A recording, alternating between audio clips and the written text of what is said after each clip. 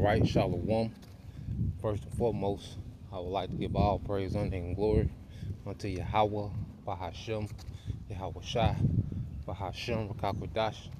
Double honors unto the apostles and the elders of GMS who rule well, teach well, being great examples to his younger brothers. And peace and blessings and salutations to the hopeful elect out there pushing his word and truth and in sincerity across the four winds. In the name of Yahweh Bahashem, Yahweh Shai, pushing to get up out of here. Shalom to the hopeful elect, the believers, the listeners whom have came back to the obedience of the scriptures through faith in Yahweh Bahashem, Yahweh Shai. All right, and what I want to get into this morning is dealing with as we increase, in wisdom, we increase in sorrow. All right, because the truth, as we know, is bitter sweet.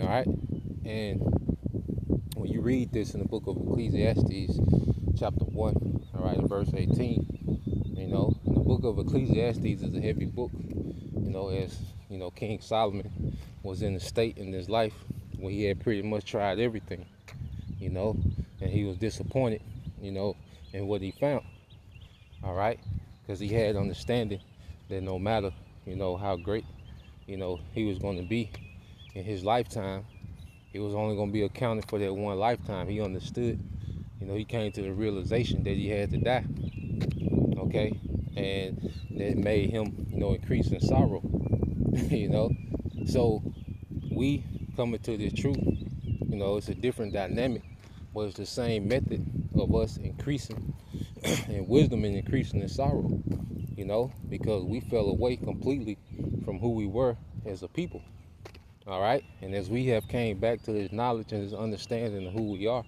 that's when we realize how far we've fallen, okay, and this world has taught us, to operate on such a low level, on such a low frequency as a people, to have so much, expectation, all right, in the world that's against us, okay, to be against our power, and as we increase in knowledge, we increase in sorrow. So let's read it, and expound on it.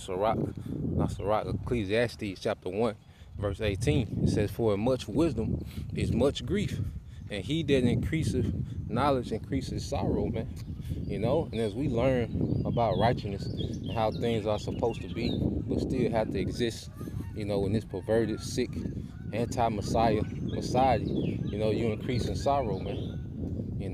And as we, mature in this thing, it doesn't become a thing of depression.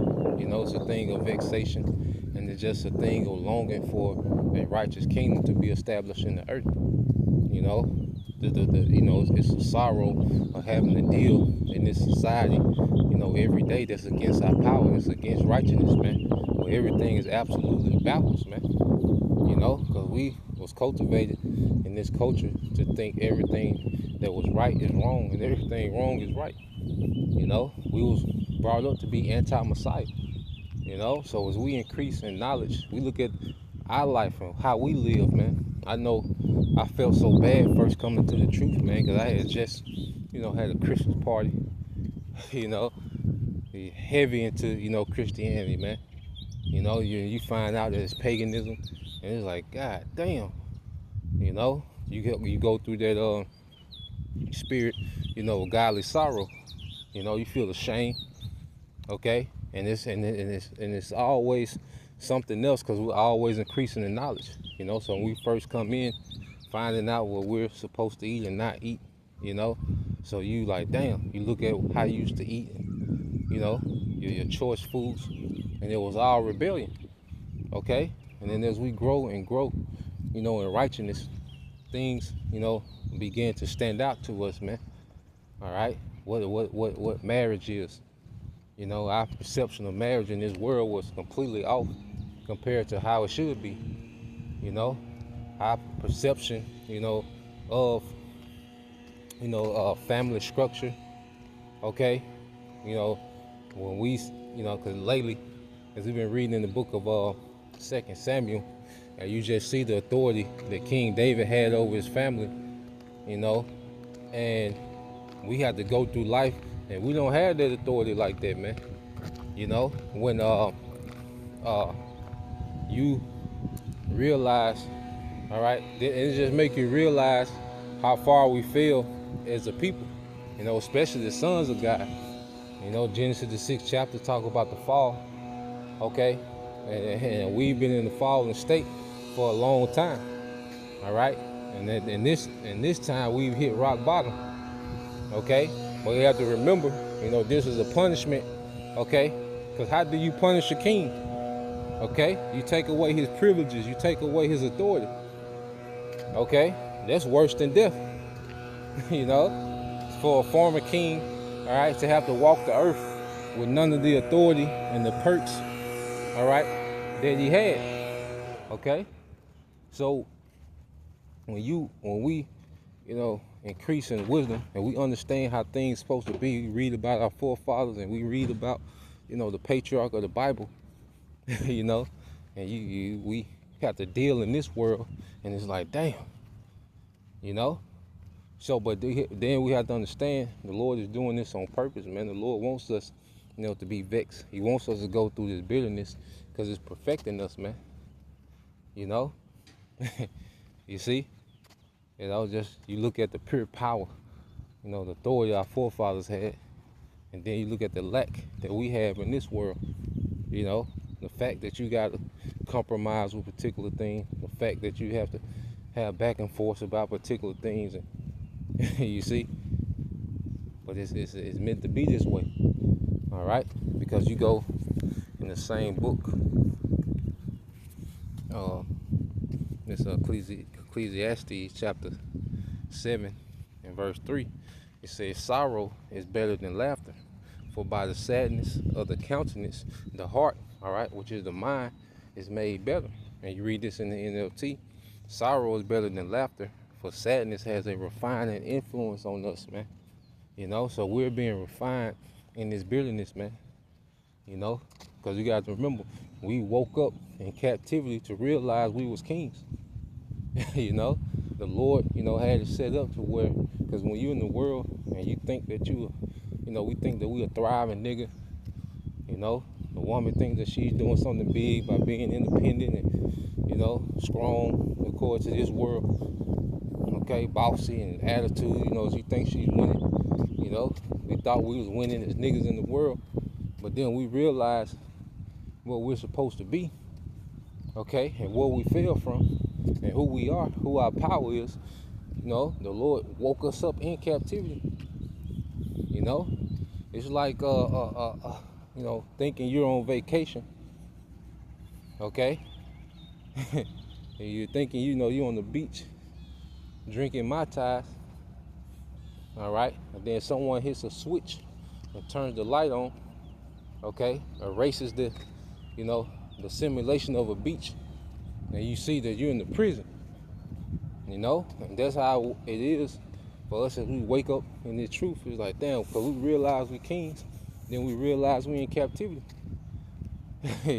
You see, we realize, the promises, what's to come. Okay, and then we realize we in captivity. A lot of times we're powerless in situations. We understand righteous judgment, but we don't have the authority to execute in most cases, man. The Lord does give us, sovereignty to a degree, to where we can, judge particular situations. He does allow us, to take, our manhood back to a degree, but it's limited in this society. As long as Esau Edom is in power, all right, it's a war to be, a man, an Israelite man in this kingdom. You gotta go to war to be a man. You either gotta tiptoe, okay, or you gotta go to war to be a man, Israelite man in this society. Okay, so the Lord, He allows us to take our manhood back to some degree. Okay, but as long as Esau Edom is in power and Edomite supremacy runs the earth, there's always a limit. Because there's no system set up to where anybody has to listen, okay, to the Israelite man. Nothing enforces, all right, obedience to the Israelite man. Okay, now there's a system that enforces obedience to the Israelite woman in this society. Okay, she can feel some type of way and just leave with the children. Okay, and you have to go to war for your children. Okay, you can make more, you can have a more stable situation than the woman, but more than likely she's going to be granted full authority over the children. Okay, and half the stuff or more. You see, she can feel some type of way. Well, as a man, you can't do that. Okay, you can't feel some type of way and say I'm gone, especially when you're, have children with this woman. Okay, you're married according to, the state. You can't just decide, nah, this ain't working. Okay, you gonna catch hell. All right, you're gonna be a villain forever in society. Okay, and you're gonna catch hell financially, and you're not gonna have any authority over the children, man. Okay, with the woman, you can come home and your stuff gone, she gone, the children gone, and you gotta go beg. As an Israelite man, you gotta go beg. All right, Edomite system for some type of justice, man.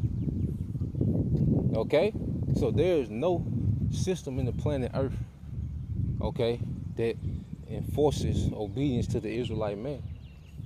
All right, and that's part of our punishment.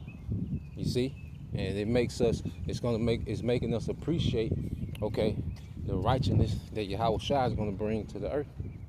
Okay, because Yahweh Shai is bringing back Israelite male supremacy, all right, supremacy to the earth. Okay, Yahweh Shai is going to bring back Israelite male supremacy to the earth in a major way, and it's going to be in righteousness, man. Okay, and we're not going to be in the spirit, trying to get our lick back with the woman. No, we're doing a nation build. Okay, it's going to be a righteous kingdom, all right, of abundance, and marriage is going to be right and on point.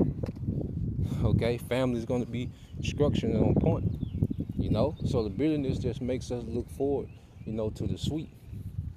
Okay, it's gonna make us appreciate the sweet, just like when you go on, certain diets. Okay, you go without certain foods for a while. Well, it makes you appreciate those foods. When you deal with bitters, it resets your taste buds. To where you can, appreciate. Doesn't take, as much sweetness as it used to. Okay, because your taste buds are reset.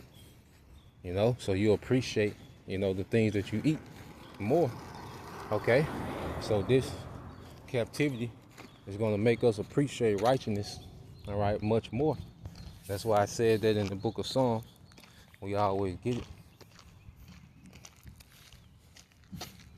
This is Psalms 119 and 71. All right, Psalms 119 and 71. It says, "It is good for me that I have been afflicted, that I might learn thy statutes." Okay, so it's good, that we've been afflicted. All right, it's good that we've been in these circumstances to where, as Israelite men, we've been powerless, man. And even you Israelite women, it's like, damn, this society really don't let me be a woman. For you sisters that, sincerely believe, you wake up, begin to understand what a woman is, what her purpose is, what her role is, okay, what marriage is, and you look at this society, it's like, God damn, this society really doesn't allow me to be the woman that the Lord intended me to be, you see, but we strive and we fight for these things, and we appreciate, the little portion that the Lord does allow us to be in these roles, according to whatever, capacity, we can maintain, So going back and reading the NLT, it says, my suffering was good for me, for it taught me to pay attention to your decrees. Okay, see, now we understand the why of the righteousness of Yahweh B'Shem Al Shah. Okay, because I say we was cultivated in a system that taught us to be everything but obedient to our power. Okay, so we've dealt with the consequences of all the alternate ways. You combine all the experiences, that we have as a body, brothers, you few sisters, man. You know, the different walks of life, okay? The different rebellions we went through, okay? And you compare all those experiences, we tried everything. You know, we've done it every way outside of righteousness, man. And now, you know, that we see the perks and the benefits of righteousness, it make us thirst for it, man. Okay? And we become sorrowful, you know, just to because of the situation we're in this society, the times that we're in now. You know? So the affliction is working for our favor. See, matter of fact, you know, these go-to precepts, because these precepts are good for mindset, because these are precepts, certain precepts, you know, that you can use in almost every situation, you know, because we go through the ups and downs, the good, the bad, the setbacks, prosperity, you know, the betrayals, the letdowns, okay? But we know one thing, Romans 8:28, and we know that all things work together for good to them that love the Most High, to them who are called according to His purpose. For them who are called according to His purpose, man. All right. So you have a remnant that's called unto Yahweh B'Shem Yahushua that was predestined, you know, to be called to a particular purpose, man. You see, and it was for us to awaken in this grace period, you know, go through the bitterness, okay, and be refined, okay, and be restored back to righteousness, man. So the process, all right, looks different from you know, from everybody. Everybody's, you know, journey is customized, okay, but it's working for our good. You see, the experiences that we've had, things that we go through for the truth, in the truth, it all, you know, was working for the purpose that the Lord intended it for. All right, and that's why it's good to pray for that spiritual awareness to see what the Lord is trying to show us, you know, as we go through these motions, as we go through this journey, go through these changes, okay, certain situations, you know, it happened because the Lord wanted to draw something out of us, man. You know, it's that constant refining process, man. Okay, going in the furnace, okay, being heavily afflicted, and then, you know, He'll allow you to cool down, put you back in the furnace, heavily afflicted, and, you know, allow you to cool down, and it's that constant refining process until we're perfected. Okay, you see, so this is it's gonna be a bittersweet victory. You know, we go through we're going through the temporal bitter. All right, we're going through the temporary bitterness. All right, for the forever sweet. Okay, we got to remember that. All right, and that's why, matter of fact, in the same chapter, Romans 8, and 16, it says the Spirit itself bear witness with our spirit that we are the children of the Most High. And if children, all right, you see, so this book bears witness of who we are. You know, the way that we're attached, you know, to this book, okay, the way that we, you know, have a zeal to be obedient according to this book. There's only one people that has that zeal to do that. No other nation is doing what we're doing. Okay, you look at what's happening. All right, you go to YouTube and you see one group of people, okay, that's doing this, man. And even, you know, our brothers that look like, you know, the other nations, okay. You see, our brothers that look like the other nations, all right. The fact that they're doing what we're doing is a token, okay, is a token that they're Israelites, man. That they're drawn, you know, that they're steadfast, all right, that they're out there making the sacrifice in the spirit of Yahweh B'Shem Yahushua. It shows that, hey, they're a part, you know, of their lineage, you know, and if we all endure, we're a part of their promise, okay, they're soon to come, okay. So this book resonates with us, Okay? That's why we relate to this book like no other people. Okay? Even when we didn't have the knowledge, all right, Jake, had the closeness with this book. Okay? Going back, verse 17 says, and the children then heirs of the Most High, and joint heirs with Hamashiach, if so be that we suffer with him. You see, because we're suffering and we're being refined. So as we grow and increase in wisdom, we increase in sorrow, we increase in particular sufferings, man. And there's always another level of suffering because there's always another level of growth. Okay? And as we, get into the tediousness of it, man, the Lord begins to play our mind in a different way. And it says, and their children then heirs of the Most High, and joint heirs with Hamashiach, if so be that we suffer with him, that we may be also glorified together. Okay? So this suffering with Yahushua, because we suffer being obedient. You see, we're in a wicked society. So it's not convenient to be righteous in this kingdom.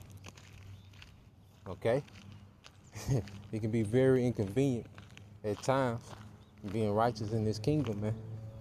Okay? But that's a suffering with Yahushua. Okay? So as we suffer with Yahushua, all right, it's leading to their glory. Okay? Verse 18. It's going to be forever glory. See, the suffering is temporal, but the glory is forever. Okay?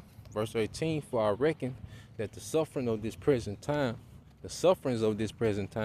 are not worthy to be compared with the glory which shall be revealed in us. Okay? So this temporary suffering is not going to compare to the glory. So it's a temporary bitterness for forever sweet. Okay? And this is what, the Lord has allowed us to come into.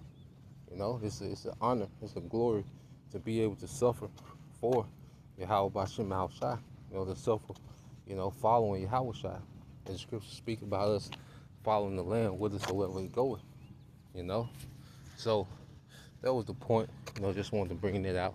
Lord will, you brothers, all right, and you sisters was edified. Till next time I say Shalom, going my Shalom, Abba, Shalom.